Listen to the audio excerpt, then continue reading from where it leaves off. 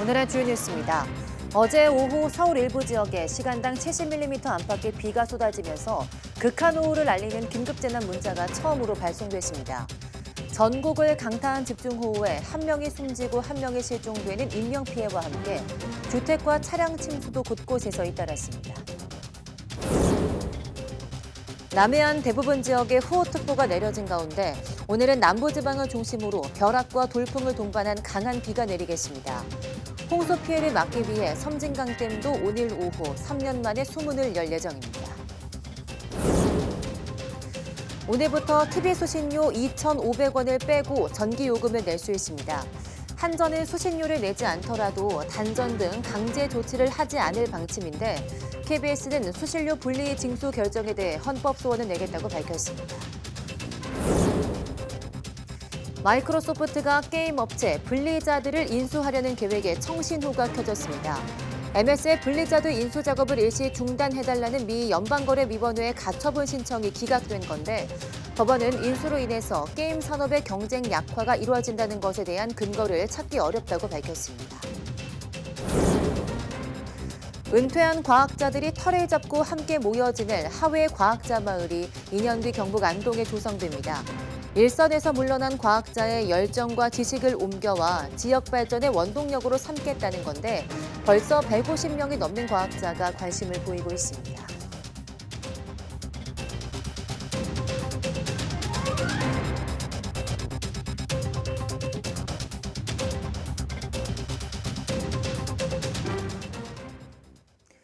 여러분 안녕하십니까? 7월 12일 사이언스 투데이 시작합니다. 계속되는 호우로 주택과 차량이 침수되고 수십 가구가 대피하는 등 피해가 잇따르고 있습니다.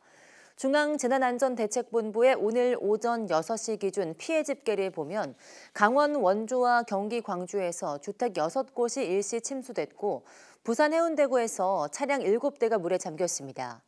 대구 북구에서는 철거 현장에 200m 길이 담벼락이 무너져 차량 29대가 파손됐습니다. 서울, 부산, 광주, 경북 등 4개 시도에서 33가구 50여 명이 일시 대피했습니다. 부산 수원구에서는 아파트 220세대가 정전 피해를 겪었습니다. 어제 시간당 70mm의 호우가 집중됐던 부산에서는 하천 수위가 갑자기 올라가면서 산책하던 시민들이 휩쓸렸습니다. 현재 2명은 가까스로 구조됐지만 1명은 실종된 상태로 경찰은 실종자를 찾기 위한 수색을 이어가고 있습니다. 김정호 기자입니다. 거센 물살 속 하천에 고립됐던 60대 여성. 구조대원 도움으로 힘겹게 사다리에 오릅니다. 어른 가슴 높이보다 더 높게 물이 찬 하천 산책로에서는 수색 작업이 이어집니다. 부산 학장천에서 갑자기 불어난 물에 행인 2명이 고립됐다는 신고가 접수된 건 오후 3시 반쯤. 1명은 가까스로 구조됐지만 다른 1명은 물살을 이기지 못하고 실종됐습니다. 비를 피해서 화장실 안에 들어가서 119에 신고를 하고 나와보니 이미 한 분은 이까지 떠는 애가 있고 붙잡고 있고 다른 한 분은 이미 안 보인 상태였습니다. 소방과 경찰 등 인력이 대거 동원됐지만 높은 하천 수위와 거센 물살로 수색에 어려움을 겪었습니다. 실종 지점에서 2.5km가량 떨어진 곳입니다. 여기서 학장천이 끝나고 낙동강을 만나게 되는데 소방당국은 수색 범위를 낙동강까지 넓혔습니다. 시간이 지나 하천 수위가 점차 내려가면서 소방당국은 야간 수색 작업에 들어갔습니다. 앞서 오후 3시 20분쯤에는 실종 지점에서 상류 방향으로 800m가량 떨어진 곳에서 70대 행인이 불어난 물에 고립됐다가 구조되기도 했습니다. 2시간 남짓, 마치 물폭탄이 쏟아진 것처럼 비가 집중된 부산에서는 산책로와 도로, 지하차도 등 20여 곳이 물에 잠기면서 크고 작은 피해가 잇따랐습니다. YTN 김종호입니다. 서울에도 시간당 최고 70mm가 넘는 집중호우가 내리면서 전철 운행이 중단되고 도로나 차량이 침수되는 등 곳곳에서 피해가 속출했습니다. 특히 동작구와 영등포구 일대에는 극한 호우를 알리는 긴급재난 문자가 처음으로 발송됐습니다. 박정현 기자가 서울 비 피해 상황을 정리했습니다. 도로는 온통 황토빛으로 변했고 인도까지 빗물이 넘칩니다. 아파트 공사 현장에 쌓여있던 토사가 빗물과 뒤섞이며 일대가 흙탕물 바다로 변했습니다. 오늘 비가 한 오후에 굉장히 많이 내릴 때쯤에 담벼락 사이에서 토사하고 흙탕물이 엄청나게 많이 나왔어요. 그러면서 하수구를 막아서 사거리가 침수가 되었고 지나가는 보행자들 무릎 이상 종아리까지 물이 찼었습니다. 서울 사당역 인근 도로는 지난해 폭우 때에 이어 또 빗물로 가득 찼습니다. 차들은 바퀴 높이까지 차오른 물을 헤치며 느리게 움직여야 했습니다. 소방대원이 차문을 열고 운전석을 확인합니다. 빗물에 잠긴 도로 한가운데 차 한 대가 덩그러니 고립된 겁니다. 다행히 운전자는 소방당국이 도착하기 전에 이미 차에서 빠져나왔던 것으로 전해졌습니다. 순식간에 물이 불어나며 서울도시마천 26개의 출입은 통제됐습니다. 강물이 집어삼킨 산책로와 물 밖으로 겨우 머리만 내민 나무들까지 YTN에도 제보 영상 여러 건이 들어왔습니다. 폭우 속에 수도권 전철 운행에도 차질이 빚어졌습니다. 시간당 65mm의 강한 비가 내리면 운행을 중단하는 내부 규정에 따라 1호선 영등포역과 금천구청역 사이에서 상하행선 열차가 한때 멈춰섰습니다. 운행은 10분 만에 재개됐지만 뒤따르던 열차들이 줄줄이 지연되며 승객 불편은 한동안 이어졌습니다. 4호선 한대암역에서 상록수역 구간에서도 2시간 동안 상행선 운행이 중단됐습니다. 다만 코레일은 서울교통공사 차량이 전기 공급 장치를 건드리며 이상이 발생한 것으로 보인다며 폭우와는 무관하다고 설명했습니다. 이처럼 서울 구로구와 동작구를 중심으로 시간당 최고 70mm가 넘는 폭우가 쏟아진 가운데 해당 지역 주민들은 극한호우를 알리는 긴급 재난문자를 받았습니다. 지난해 여름 집중호우를 계기로 도입된 극한호우 긴급 재난문자에는 1시간에 50mm 또는 3시간 동안 90mm 이상의 비가 내리면 기상청이 직접 보내는데 발송된 건 이번이 처음입니다. YTN 박정현입니다. 전남과 경남 곳곳에 후호특보가 발효된 가운데 오늘도 남부지방에 많은 비가 오겠습니다. 기상청은 오늘도 기압골의 영향으로 대기 불안정이 심한 상태가 지속되면서 오후까지 남부지방을 중심으로 돌풍과 천둥, 번개를 동반한 시간당 30에서 60mm의 강한 비가 내리겠다고 밝혔습니다. 또 그 밖의 지역에서도 오늘 오후까지는 비구름의 이동에 따라 비가 오다 그치기를 반복하겠다고 덧붙였습니다. 비는 오늘 전남과 경남에는 최고 100mm 이상, 강원도와 충북, 전북에도 5에서 60mm가 내리겠고 수도권과 충남, 동해안에도 5에서 20mm가 내리겠습니다. 지난 2020년 집중호우 당시 방류량 조절에 실패 홍수 피해를 유발했다는 비판을 받은 섬진강댐이 오늘 3년 만에 다시 수문을 엽니다. 한국소자원공사 섬진강댐 지사는 폭우가 이어지는 상황에서 수위 조절을 할 필요성이 있어 오늘 오후 3시에 수문을 열겠다고 밝혔습니다. 섬진강댐은 이때부터 초당 150톤씩 방류할 예정인데 강 하류 쪽에 피해가 발생하지 않도록 유의해달라고 당부했습니다. 섬진강댐은 내일 오후 3시부터는 초당 300톤으로 방류량을 2배로 늘릴 예정인데 폭우 변동 상황에 따라 방류량도 조정될 것으로 보입니다. 일본 남부 규슈 지역에 하루 최대 400mm가 넘는 기록적인 호우가 내리면서 하천이 범람하고 토사가 무너지며 인명피해가 잇따랐습니다. 비는 그쳤지만 집안이 느슨해진 상태여서 추가 피해 우려가 여전히 큰 상황입니다. 도쿄에서 김세호 특파원이 보도합니다. 황토 색깔로 변한 하천이 주변 주택들을 집어삼킬 기세입니다. 범람한 하천은 위태롭게 버티고 있던 다리 난간까지 휩쓸고 갔습니다. 폭우로 산에서 흘러내린 돌과 흙은 부근에 있던 집들을 순식간에 덮쳤습니다. 사가현의 주택 2곳이 매몰되면서 70대 여성이 숨졌고 남성 2명이 실종되는 등 폭우와 산사태로 인한 인명피해가 잇따랐습니다. バキバキで昨日折れる音とね、ものすごい音がしたんですよね。なんかなと思ったらね、土石流の瞬間が起きてから増えていくのを白煙立ててバーッと増えていったんですよ. 하늘에서 내려다본 마을은 폭격을 맞은 듯 성한 곳을 찾기 힘듭니다. 규슈 지방의 후쿠오카, 오이타, 사가현 등의 집중호우가 쏟아졌는데 많은 곳은 하루 동안 420mm가 넘는 강우량을 기록했습니다. 기록적인 호우로 순식간에 불어난 물에 마을 주민들은 쉽게 대피할 엄두를 내지 못했습니다. 避難はされましたか？いや、避難はしてないです。それどうしてされなかったんですか？いや、ちょ 비는 그쳤지만 규슈 지역 곳곳의 지반은 약해져 있어 추가 재해 위험은 여전히 높습니다. 특히 피해 지역 가운데는 도로가 좁고 붕괴 위험으로 중장비 대신 수작업으로 복구 작업을 해야 하는 곳도 적지 않은 것으로 알려졌습니다. 또 비가 그친 직후 30도가 넘는 무더위가 이어지면서 피해 지역 주민과 복구 인력들을 괴롭히고 있습니다. 도쿄에서 YTN 김세호입니다. 미국 동북부를 휩쓴 폭우로 우리 돈 6조 원이 넘는 경제적 피해가 발생한 것으로 추산됐습니다. 블룸버그 통신은 최근 뉴저지와 뉴욕주, 뉴잉글랜드, 버몬트주를 강타한 폭우로 직접 피해액이 30억에서 50억 달러에 이른다고 보도했습니다. 홍수에 휩쓸려 인명피해가 발생하고 일부 지역 도로와 철도 침수로 교통이 마비됐으며 사흘간 운항 취소된 항공편이 2,700편에 이르는 것으로 집계됐습니다. 가장 큰 피해가 난 버몬트주에서는 최대 230mm의 호우가 집중되며 2011년 허리케인 아이린 이후 가장 많은 강수량을 기록했고 집중호우로 도로 곳곳이 허리 높이까지 잠겼습니다. 조 바이든 대통령은 버몬트주에 대해서 비상사태를 선포했습니다. 미국 캘리포니아주 로스앤젤레스 카운티 내 부유층 거주지로 알려진 롤링힐스 에스테이트에서 고급 주택 10여 채가 잇따라 무너져 내려 주민들이 황급히 대피했습니다.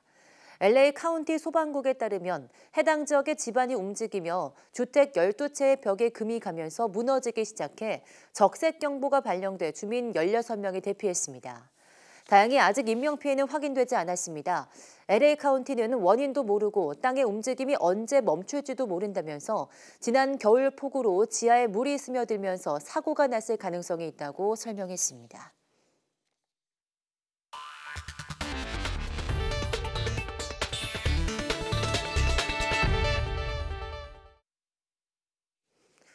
국제원자력기구 IAEA가 최근 후쿠시마 원전에 개설한 현지 사무소에 우리 정부가 한국인 전문가를 파견하는 방안을 추진하고 있습니다. 임수석 외교부 대변인은 IAEA 상주사무소에 외교부가 한국인 전문가 파견을 요청했다는 보도에 대한 질문에 국민이 안심할 수 있도록 IAEA의 향후 활동에 우리 측 참여를 계속하기 위해서 IAEA와 협의해 나갈 예정이라고 답했습니다.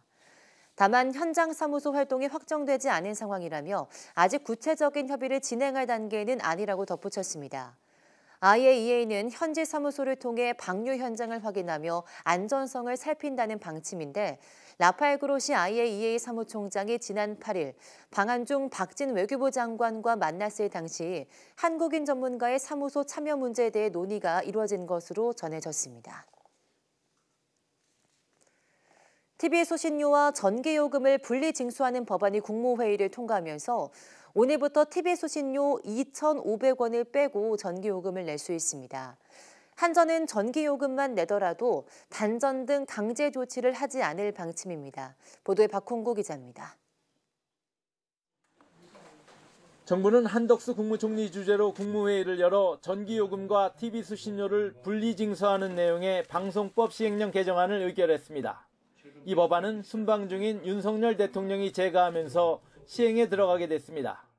이에 따라 계좌이체 등으로 직접 전기요금을 내던 고객은 별도의 신청 없이 청구서에 적힌 계좌에 전기요금과 TV수신료를 구분해서 입금하면 됩니다.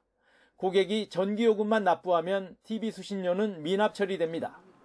예금 계좌나 신용카드에 자동이체를 걸어놓았을 경우 납기 마감 4일 전까지 한전 고객센터에 분리납부를 신청하면 됩니다. TV수신료 납부용 별도 계좌는 다음 달 초에 SMS로 일괄 발송될 예정입니다. 전기요금과 TV수신료가 관리비에 합산되는 대단지 아파트는 개별 세대가 관리사무소에 분리납부를 신청해야 합니다.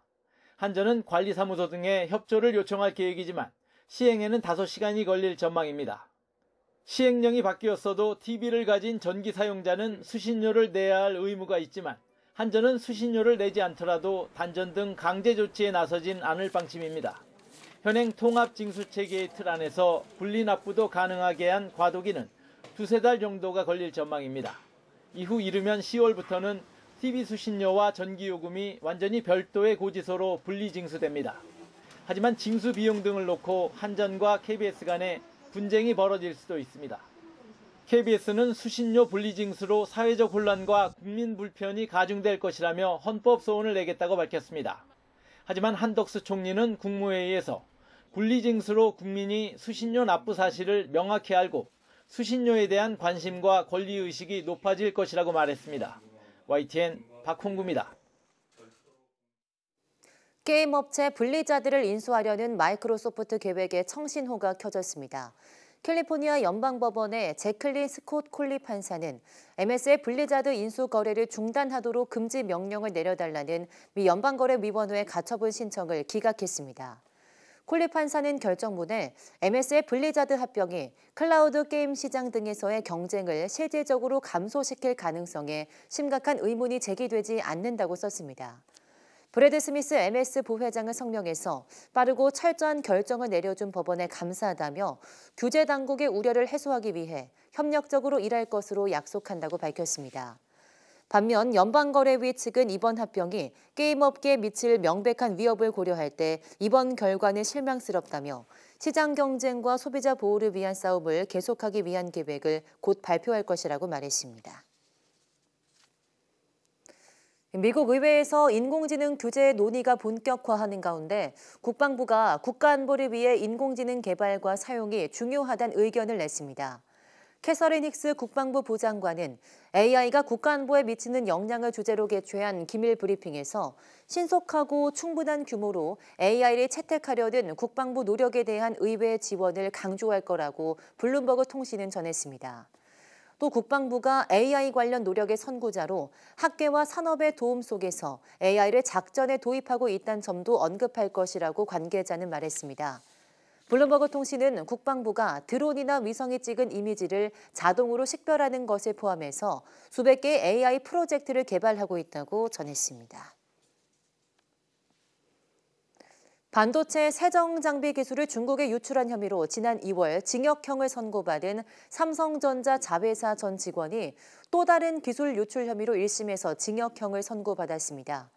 수원지방법원은 어제 국가 핵심 기술인 초임계 반도체 세정 장비 제조 기술을 중국에 유출한 혐의로 재판에 넘겨진 세메스 전 직원 남모 씨에게 징역 5년에 벌금 5억 원을 선고했습니다.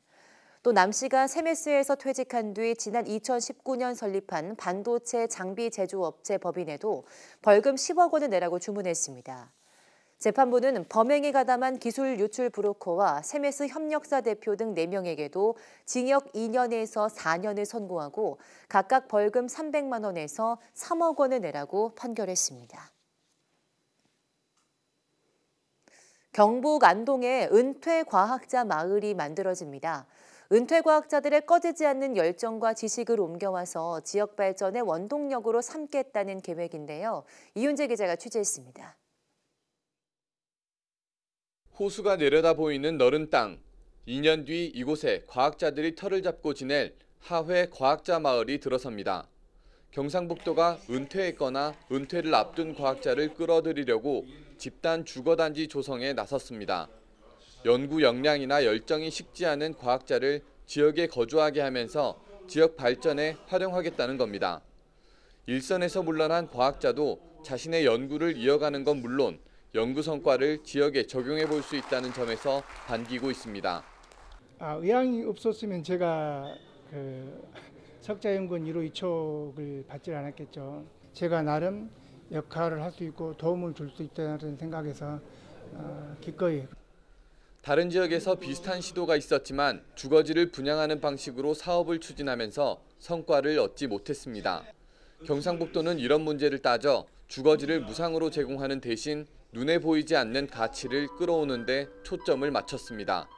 대한민국 최고의 과학기술자분들을 모시기 때문에 이분들을 통해서 새로운 아이디어, 새로운 기술을 개발하고 또 이분들이 제자들이 많이 있습니다. 고구마 줄기 캐듯이 쭉 캐오는 그런 인재의 보고가 되리라 생각합니다.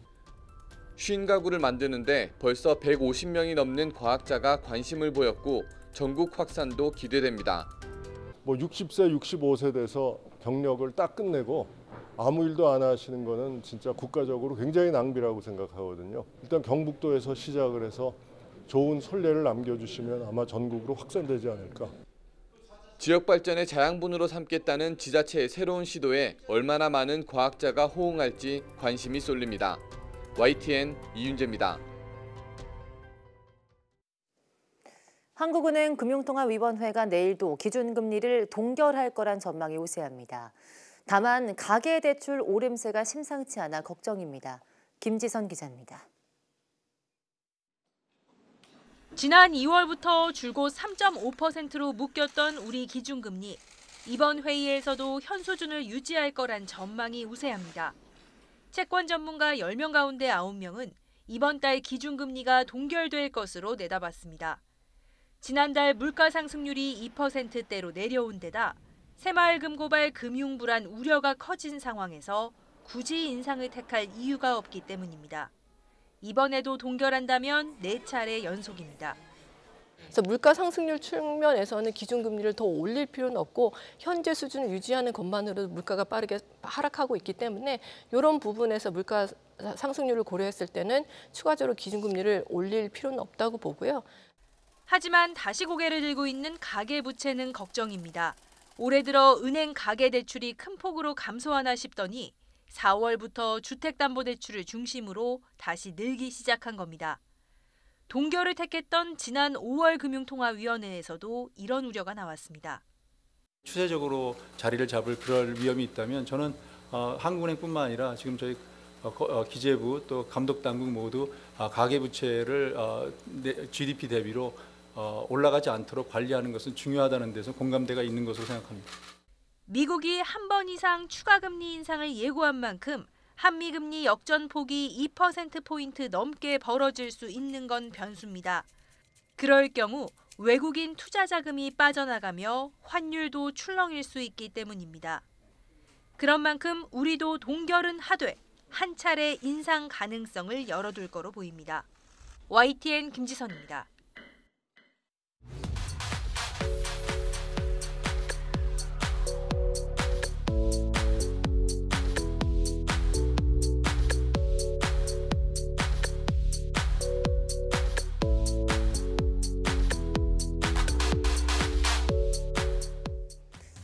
한국인들의 목욕 필수템이라고 불리는 물건이 있습니다. 바로 묵은 각질과 노폐물을 손쉽게 제거할 수 있는 떼수건, 이태리 타월이죠. 그런데 정작 이태리에는 이 이태리 타월이 없다고 하는데요. 오늘 오후 사이언스투데이 과톡에서는 한국인의 떼수건이 이태리라는 이름을 갖게 된 이유에 대해 전해드리겠습니다. 많은 시청 바랍니다. 함께해 주신 여러분 고맙습니다.